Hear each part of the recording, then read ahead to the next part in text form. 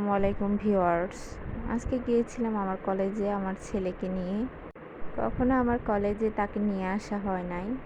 এবার 4th ইয়ার শেষ বছরে বাচ্চাকে নিয়ে আসলাম যে দেখো তোমার আম্মুর কলেজটা দেখে যা। সে আনন্দের সাথেই কলেজে যাচ্ছিল। হেঁটে হেঁটে বেশ কিছুক্ষণ হেঁটে হেঁটে বলছিল আর কত দূর কত দূর। বললাম এই যে এসে গেছে, এই যে আমার ডিপার্টমেন্ট চলে এসেছে, চলো উঠে যায় সিঁড়ি দিয়ে। যেতে যেতে ঘুরে ফিরে সে দেখতে লাগলো আমার ডিপার্টমেন্ট ভূগোল ও পরিবেশ। ঘোরাফেরা করেই চলে আসলাম ইতিমধ্যে নিচ দিয়ে। বললাম চলো এবার চলে যাই। ঘোরাঘুরি হলো, অনেকক্ষণ সময় কাটানো হলো। এক দূর দিয়ে চলে যাচ্ছিল, বলছিল এত বিশাল ক্যাম্পাস।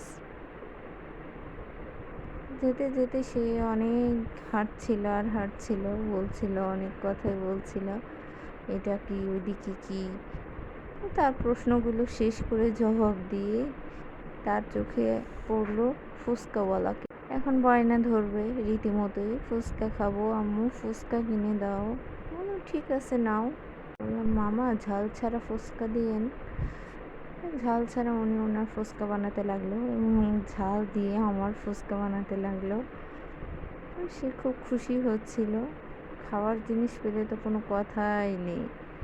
তো এই যে চলে এসেছে আমার ঝাল ফুচকা আর ওর জন্য সাদা ফুচকা। ওটা ও প্যাক করে নিয়ে নিয়েছে। ওটা হাতে নিয়ে এবার সিএনজির ভেতরে সে খাওয়া শুরু করে দিয়েছে। ঠিক আছে, খেতে খেতে যাওয়া যাক বাড়িতে। বাড়ির উদ্দেশ্যে রওনা হলাম। এই ছিল আজকের ঘোরাফেরা। আসসালামু আলাইকুম। আল্লাহ।